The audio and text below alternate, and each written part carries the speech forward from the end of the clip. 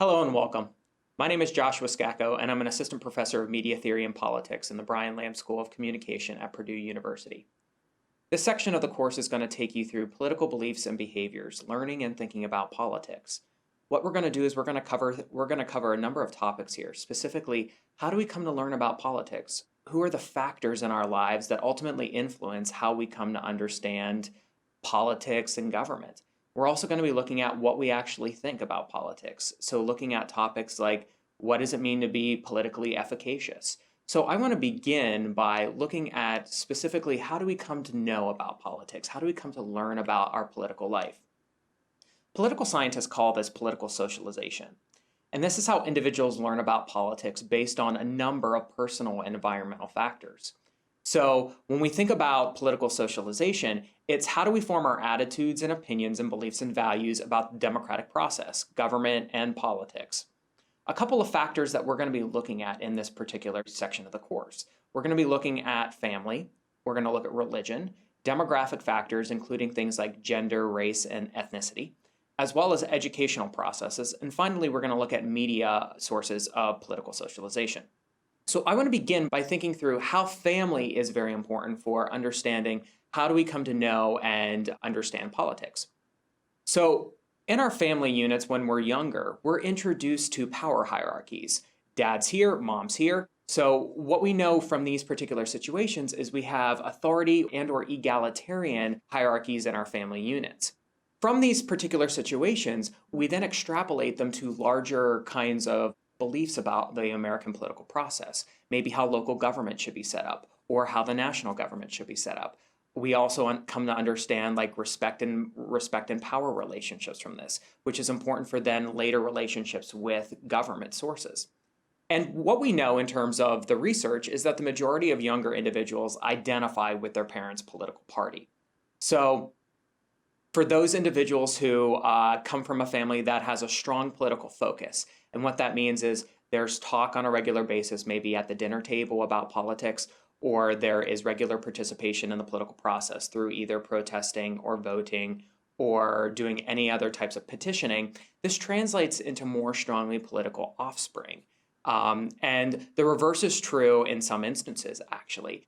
Some interesting research in political science suggests that it is actually children that can sometimes socialize their parents. So we can think of this as a bottom-up way of how family members can also learn about politics who might not otherwise learn about it.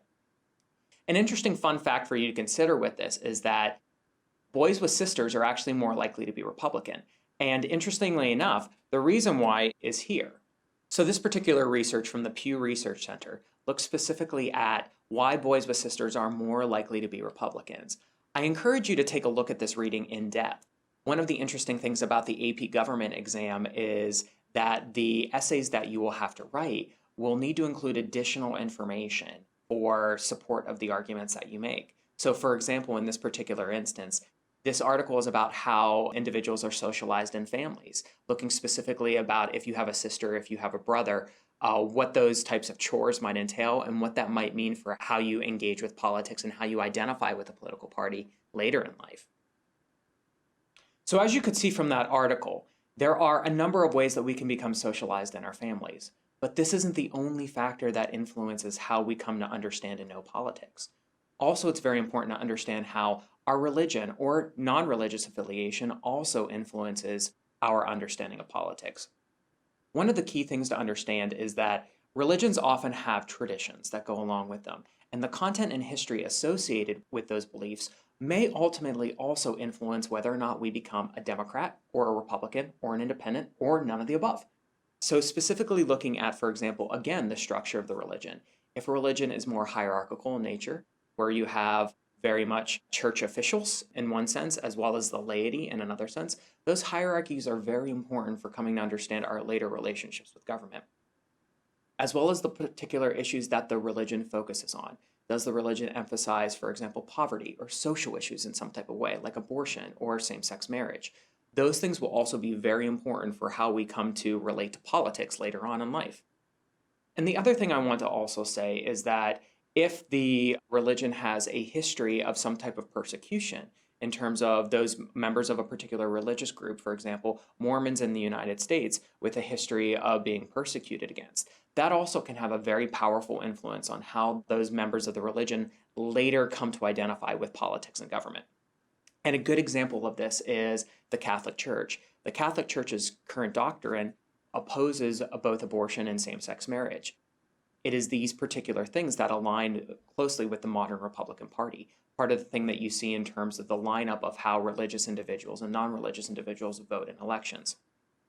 What we know is that Protestants and Catholics are much more likely to vote Republican, and that Jewish and religiously unaffiliated individuals are more likely to be Democrats.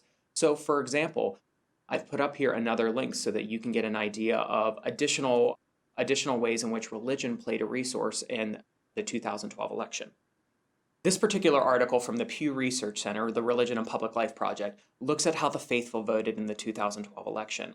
So again, I encourage you to scroll through this article to get an idea of where religious and non-religious voters fell in the 2012 campaign. What we know, for example, is that over the course of a number of elections, as I mentioned to you in the previous slide, Protestants and Catholics are much more likely to vote Republican. As you can see on here, Jewish voters, as well as religiously unaffiliated voters, firmly in the Democratic camp from 2000 to 2012.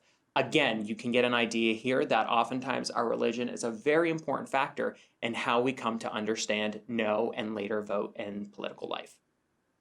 So I hope that information from the Pew Research Center is helpful for you in understanding a little bit deeper about how these dynamics related to religion play in American political life.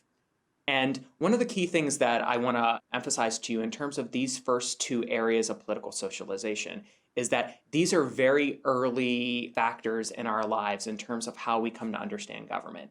Oftentimes, what we believe in terms of religion as well as how we're raised is oftentimes such an early phenomenon in our lives that by the time we actually get to 18 years of age and can vote, that these factors have already been at work for quite a number of years for us. So very important in terms of understanding longer term factors that influence our vote choices, that influence what political party we might affiliate with, as well as the more short term forces that I'll be focusing on next in the next particular set of slides. So I look forward to seeing you in the next video where we'll continue our discussion of political socialization, looking specifically at a number of other important factors, for example, a person's demographics and how they influence how they come to understand politics.